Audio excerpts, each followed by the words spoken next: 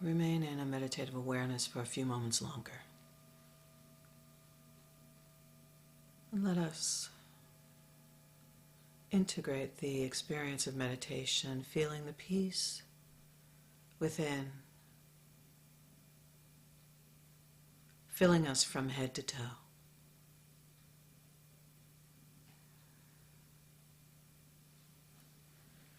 Let yourself be happy.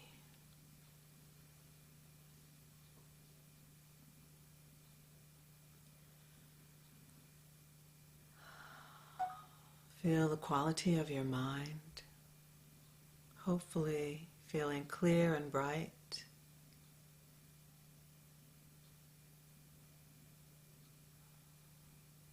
Notice the feeling in your body.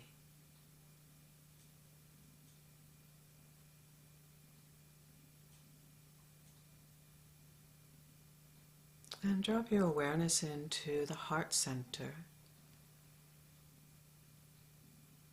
Feel peace in your heart.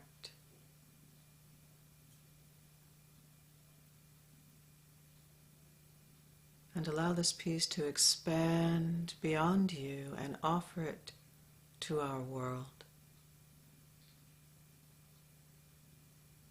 Send loving kindness to each and every being without exception. Embrace the world.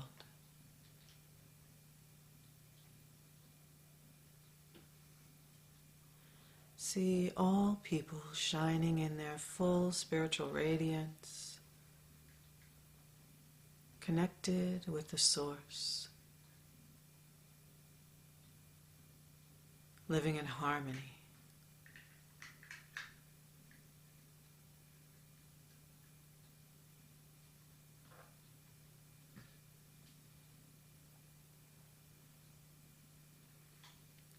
Know that this time of meditation will grace your day and bring peace to your thoughts, carry your speech,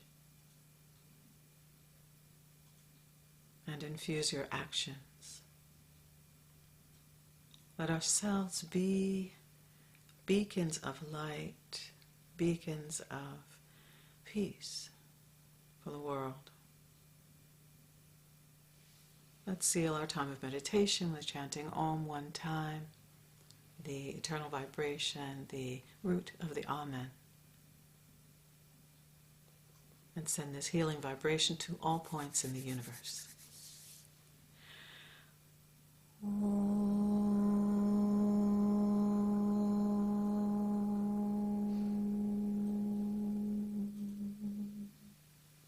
May our thoughts be aligned with Dharma. May our speech be aligned with Dharma, and may our heart and our actions be aligned with Dharma. And so it is. Om, peace. Amen. We're in chapter 4,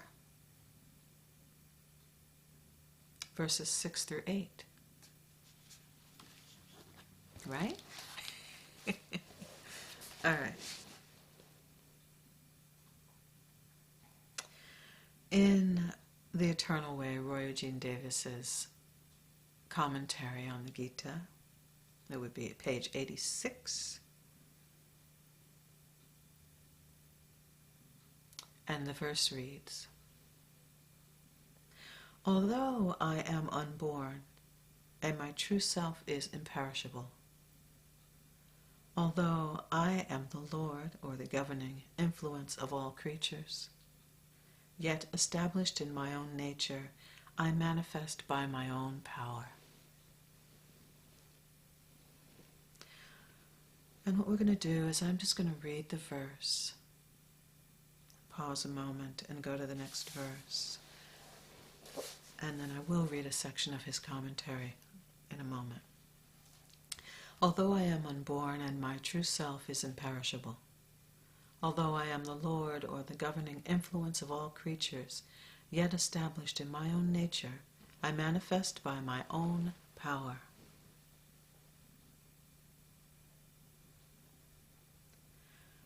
Whenever there is a decrease of righteousness and an increase of unrighteousness, I come into manifestation.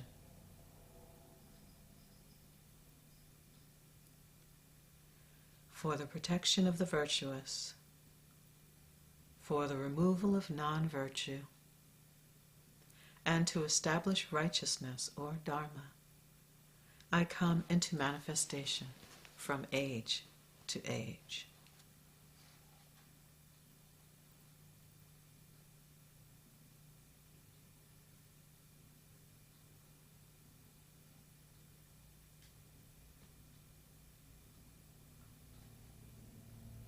Although Supreme Consciousness is unborn, imperishable, and the rule or determining influence of all creatures, yet established in its transcendent state, it expresses by its limitless potential and innate impulse to do so.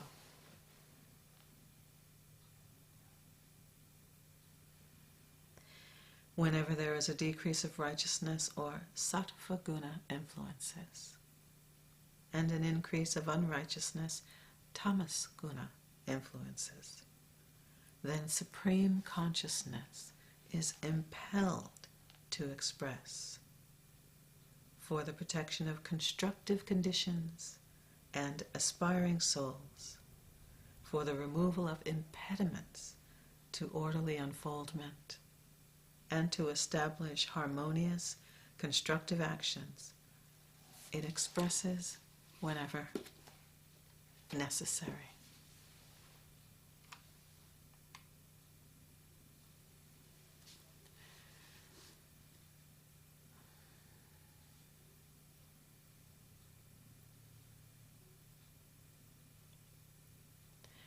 As always, we look at these teachings and these inspiring words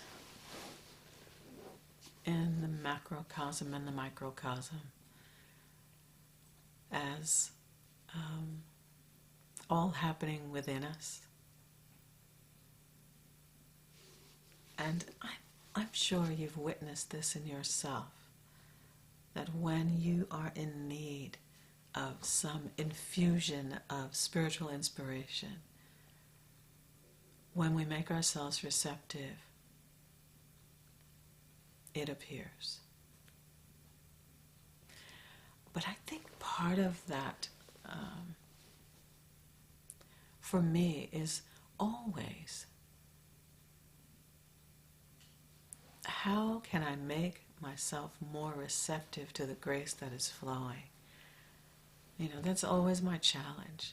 What is blocking my awareness of the good that is always flowing into my life, into my consciousness, into my body? This term we use, dharma, has layered meanings, and one of them is that which supports, that which is the governing supportive force in all that is expressing. And when we say, may our thoughts and our speech and our actions be in harmony with that, that is, pretty much an expression of, may I be receptive to the, as Roy Jean Davis would always say, the enlivening force in the universe. May I be receptive to that and learn to cooperate with that. So that there's really nothing that we actually have to do except that, right? If we just continue to clear away anything that obstructs that, then, as my mom would always say, we're cooking with grease, we're cooking with gas, we're the way is made smooth and clear for everything to unfold as it should, because it's doing that anyway. It's just when we're not aware or not in tune, it appears that that is not happening. And it just sounds so simple to say that, and it's just so layered with complication and obstruction because of, the way that we are, because of ego, because of over-identifying with the world and its craziness. I mean, we have a perfect example now. I just marvel at what the mind can do. How the mind can affect our view of the world, affect our view of ourselves. I have this opportunity, we all have this opportunity to have an extended retreat.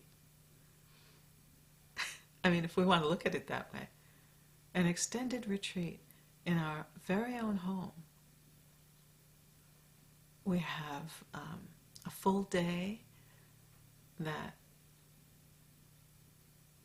we can choose to not have the outside world break into it at any point. We could just be, for the most part. I mean, I know that not all of our obligations disappear, but, we have a lot more time to be with self and be in contemplation. Yet, the mind can make us busy with everything else. It can. I'm not saying that that's what everybody's experiencing, but I'm having my challenges some days. And by the end of the day, I'm like, what did I do today? What did I do constructive for my spiritual life? So, how could I not be caught up with the reading? Things like that. I'm not saying, how can you not be caught up with the reading? I'm just saying, if I choose not to read one day, I'm thinking, I had all this time, which I've prayed for. I have prayed for this, not for what's going on in the world, but for uninterrupted time for meditation and contemplation. Anyway, I'm laughing at myself. I've actually been very busy because our board this is the busiest time of year for our board of directors. And I can be very grateful that I don't have additional obstructions to getting that work done. But, the mind can just create a whole world of its own. And if we didn't have our meditation practice, you can just for a brief moment, yes, imagine what that would be like if we didn't have our practice.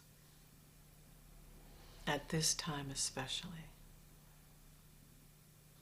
I think one of the really great benefits of this particular path of practice is, for me at least,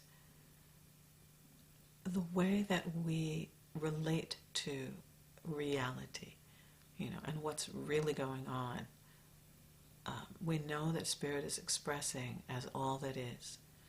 So even when we have these upending challenges, these world-changing, life-changing challenges, we, in the back of our mind or in the forefront of our awareness, depends on our state of mind at any time, we know that Spirit is expressing in, through, and throughout all of this. That's my dog shaking her head. We know that that's what's going on.